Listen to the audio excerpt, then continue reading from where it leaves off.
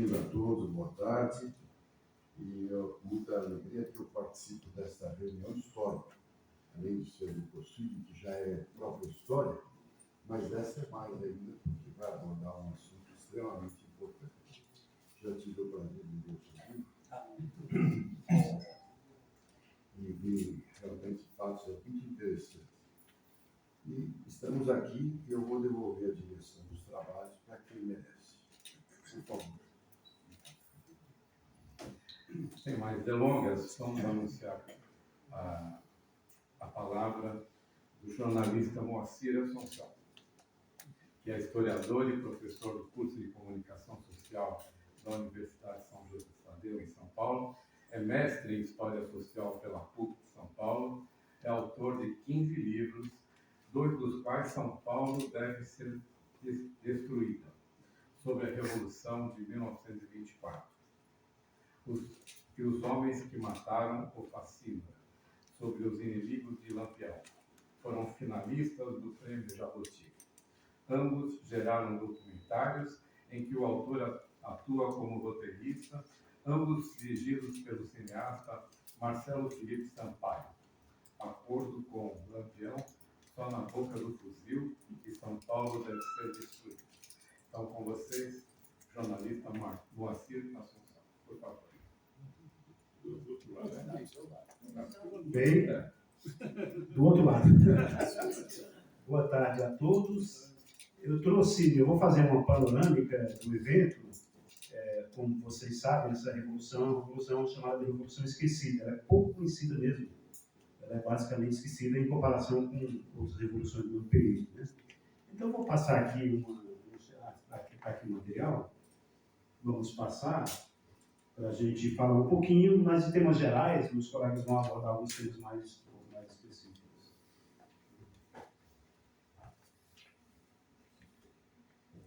Bem, como historiador, eu não posso falar nada que a gente não deu contexto histórico, né? Senão fica vago, parece que caiu do nada.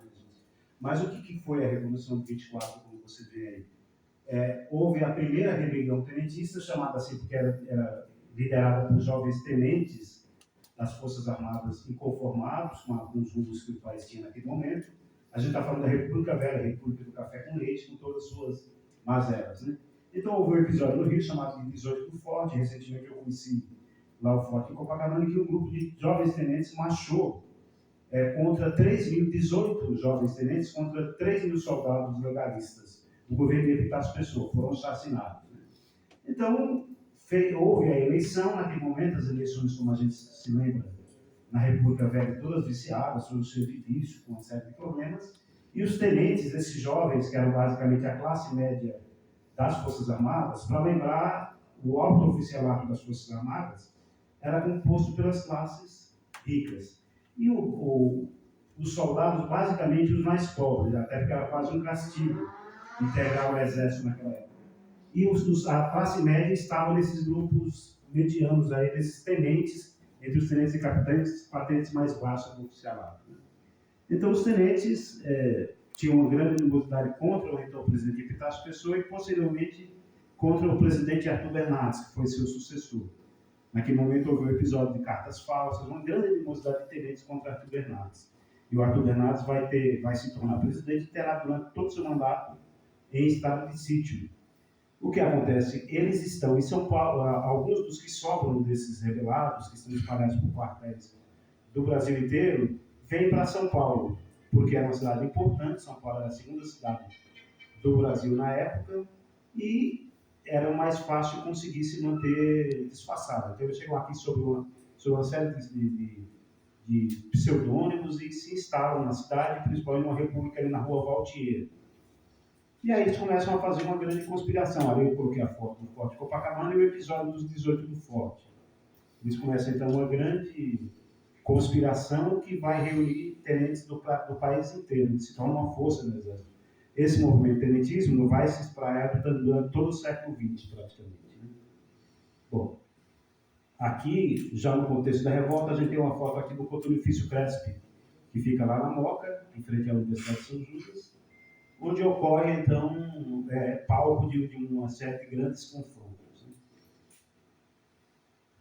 Números gerais da revolta. Essa revolta se dá entre o dia 5 e o dia 28 de julho de 1924. 5 de julho ela começa de madrugada e começam os combates. Então, aqui esses tenentes vêm para São Paulo. Eles conseguem o apoio aqui da Força Pública, da PM, da atual PM, na época a Força Pública. Lembra que a PM não era uma força policial, era um pequeno exército, né? A tal ponto era poderosa a Força Pública que dizia que São Paulo era uma espécie de uma Prússia brasileira, porque ela tinha um exército. São Paulo tinha um exército que poderia rivalizar com o Exército Nacional e poderia vencer, inclusive se fosse um confronto com o Exército Nacional, né? Então, números gerais da revolta: 503 mortos, segundo dados oficiais. Na verdade, fala-se que foram muito mais, aproximadamente 1.500. Em determinado momento, a prefeitura para de contar os mortos. Então, para nos 503, mas certamente foram mais. Como a cidade estava sob bombardeio, uma guerra civil de grandes proporções, uma guerra com todos os elementos, uma guerra canhão, tanque de guerra, avião, artilharia pesada, um exército de um lado. Os rebeldes estão aqui no centro de São Paulo e estão cercados, aproximadamente 6 mil rebeldes cercados por cerca de 18 mil homens das forças legais, que atiram contra a cidade a partir dos bairros altos. Penha e Vila Matilde, principalmente. São Paulo não tinha prédios ainda na época. Era uma cidade baixa e a população se refugia nos porões. É um massacre.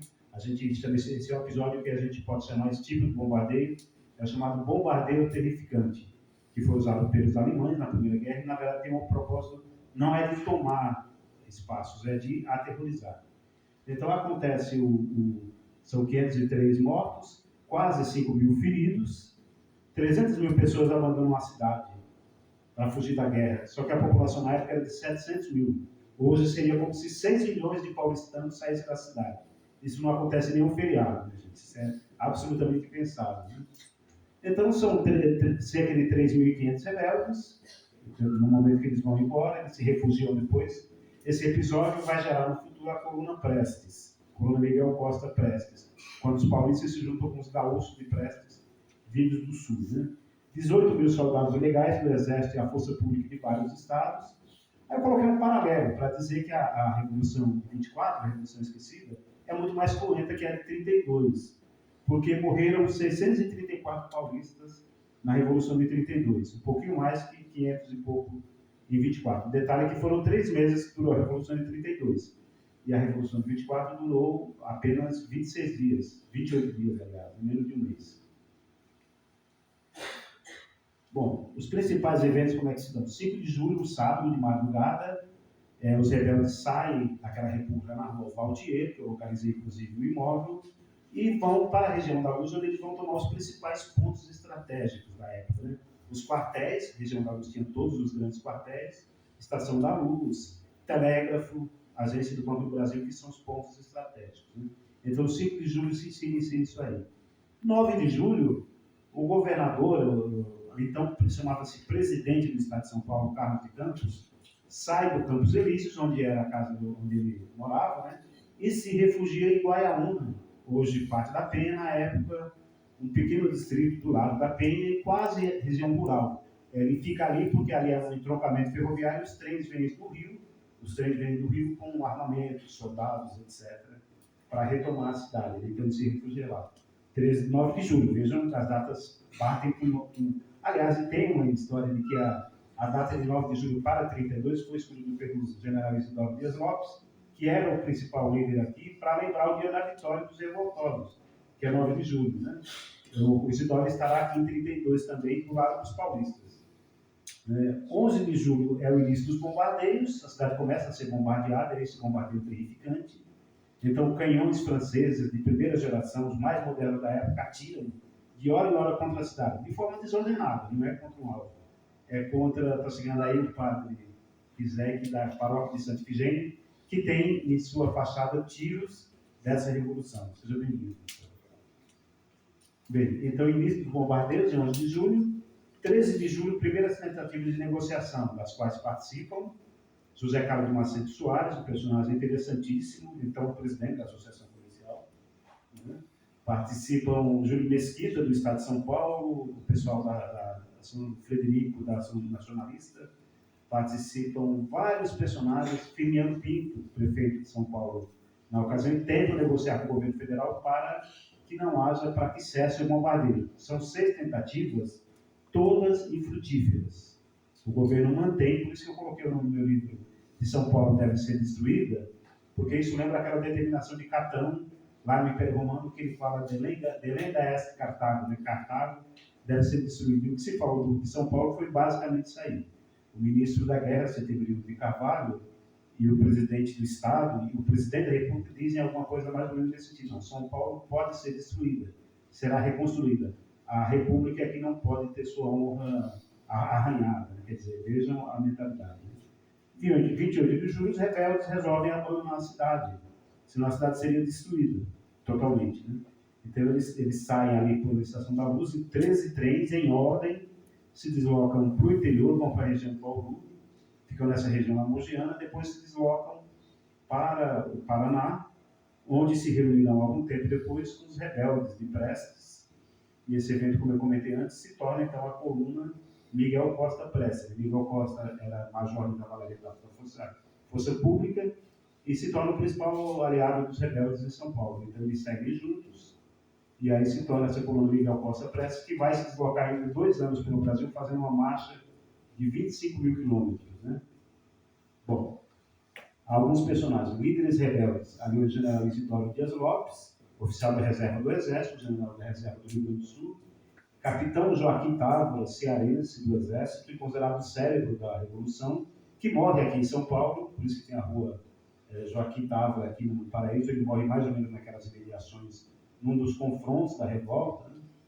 Né? Tenente João Cabanas, da Força Pública, soldado, uma história muito interessante. Eu reputo como o pai da guerra psicológica, porque ele cria muitos ardis, ele protege a retirada dos rebeldes. Que, como eu falei, saem em ordem 13 trens e não são incomodados até um certo ponto. Depois, quando se vê cercados, quem consegue evitar o cerco total é o Tenente Cabanas, que usa uma série de ardis, como pintar um tronco de preto e simular um canhão, como fazer requisições de alimento para 2.000 soldados quando ele tinha 85, e apavorar os generais legais que desistem de combater. Né? Tenente Eduardo Gomes do Exército, esse não vem para São Paulo, esse está lá no Rio, ele é dos dois fortes, mas ele é um dos líderes desse movimento, então eles estavam todos por aqui. Líderes da legalidade, presidente Arthur Bernardes, mineiro de Viçosa, que é me fugiu do brigado, me fugiu o nome da cidade dele, mineiro de Viçosa, que é quem manda bombardear a cidade de São Paulo. Então, eu acho tão interessante quando os paulistas dizem detestamos Getúlio Vargas por causa de 32, só que Arthur Bernardes mandou bombardear a cidade. Talvez a gente pudesse repensar um pouco esse ódio. Né? Ele manda bombardear a cidade. Detalhe que depois ele estará aqui em 32 e ele será um líder do lado dos paulistas. Então, acho que ele acaba mostrando um pouco a sua biografia. Né? O presidente do Estado, na época que se falava o presidente, ele é o governador Carlos de Campos, que é exatamente esse que é forçado a se dirigir para a Guaiaúna. General Eduardo Sócrates, da legalidade, né? Da legalidade. General Tertuliano Potiguara, cearense, que junto com o Setembrino de Carvalho, que era ministro de guerra, Estado da Guerra, estavam no contestado, num evento semelhante a Canudos, que se aplica em Canudos do Sul, que acontece entre 1914 e 1916, lá no sul, região do Paraná e Santa Catarina, e o Tertuliano Potiguara e Setembrino serão generais na época. Agora o ministro da Guerra, o outro general, eles combaterão aqui em São Paulo. Isso talvez ajude a explicar um pouco a ferocidade do que foram esses combates, aqui em São Paulo. Né?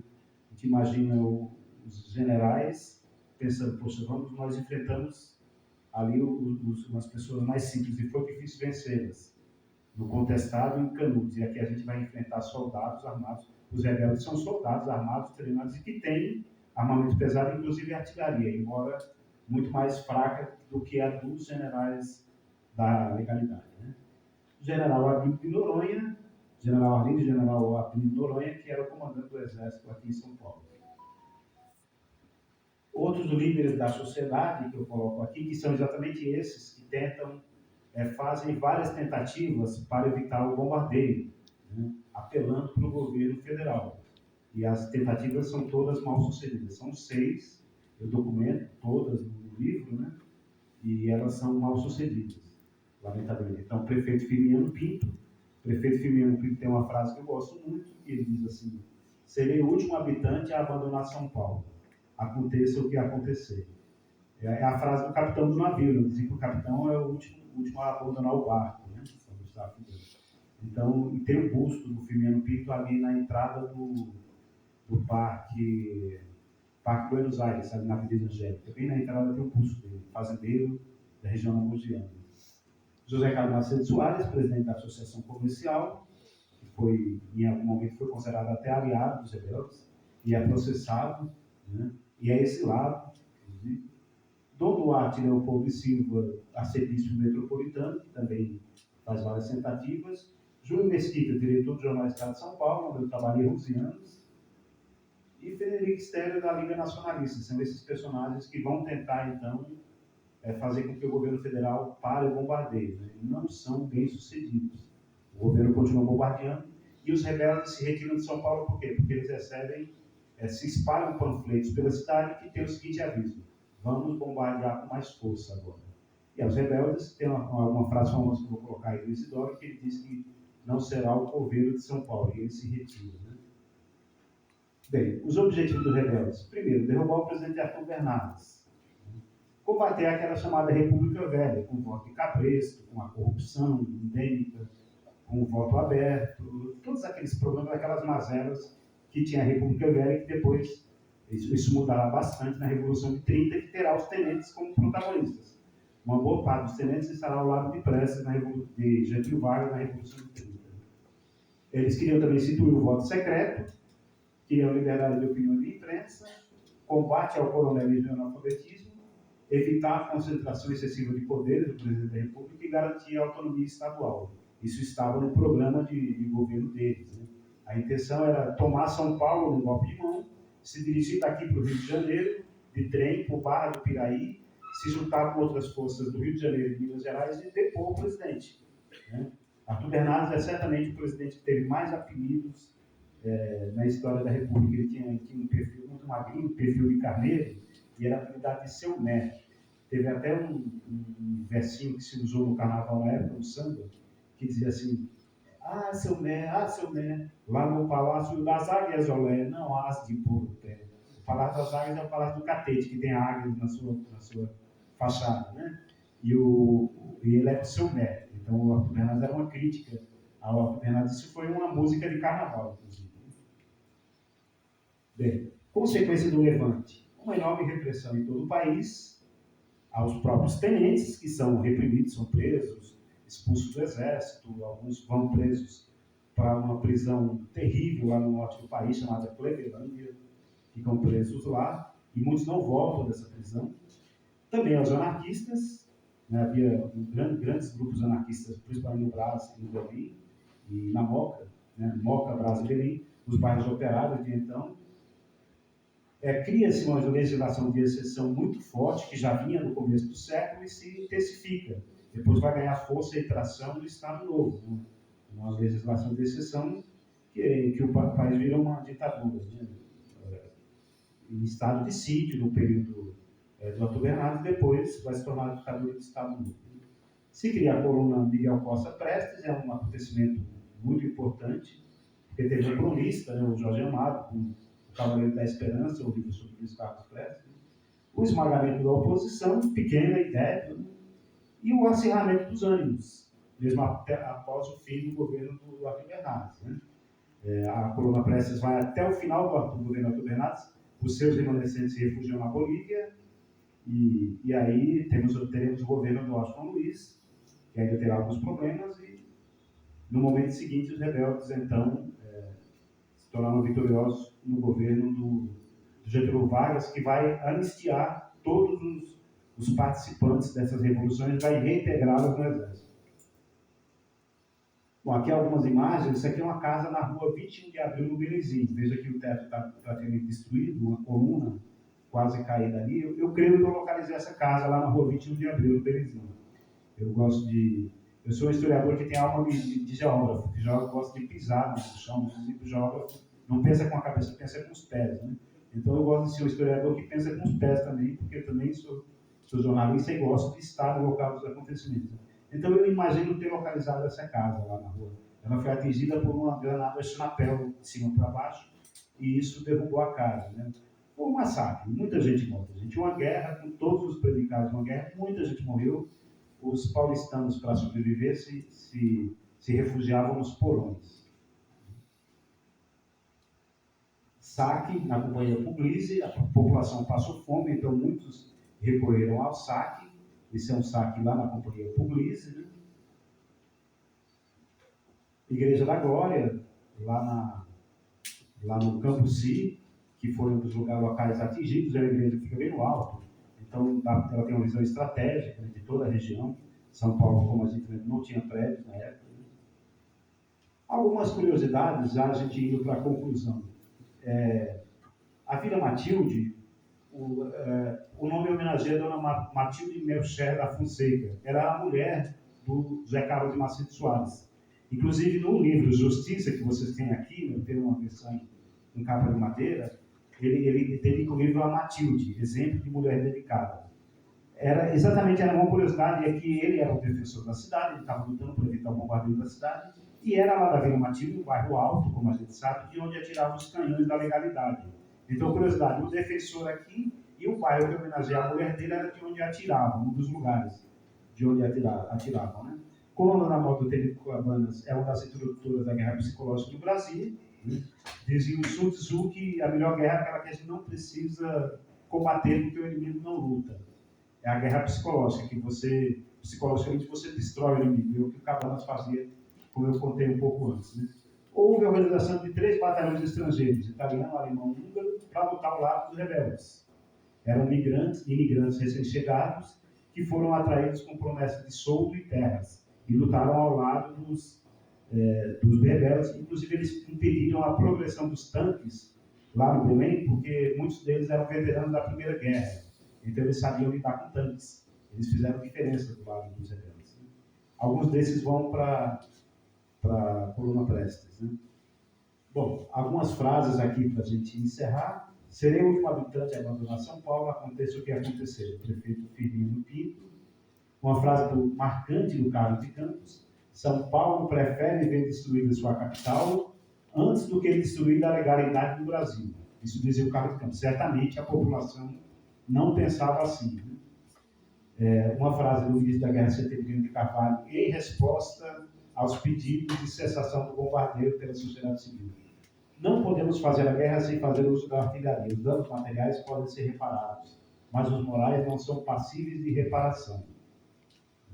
É isso que explica o nome São Paulo deve ser destruído. Já me perguntaram se eu queria destruir São Paulo. Eu falei, não, eu amo de paixão essa cidade, né? Eu estou só contando um episódio histórico. Não serei o governo de São Paulo, diz Isidoro Dias Lopes. E aqui uma carta dos líderes da sociedade: pedimos a intervenção generosa de Vossa Excelência para evitar a destruição de São Paulo, evitando o uso da artilharia dos combates. Os rebeldes as comprometeram a fazer. Líderes da sociedade, em telegrama ao ministro Severino Carvalho, que ele deu aquela outra resposta anterior. Bem, por fim, só uma frase aqui do Minotti Del Picchia, que se refere àquela igreja que a gente viu. Vocês se lembram que lá na França foi destruída a Catedral de Reims pelos soldados alemães, né? Na Primeira Guerra. E aí ele tem uma frase que eu acho muito bacana. Ele diz assim: também nós temos, ó paulistas, é o Minotti Del Picchia no Correio Paulistano, nossa martirizada igreja, a nossa heroína e santa Catedral de Reims. Ela se alteia, carbonizada, ruída pelas balas de carabinas, mordida pelos estilhaços das granadas, furada pelos obuses, no alto de uma coluna, dominando a moca, o ginkgo e o fagolheiro do brás. Está de pé ainda, parece o soldado baleado, misto, morto no seu posto. É isso. Agradeço a atenção. Espero ajudar.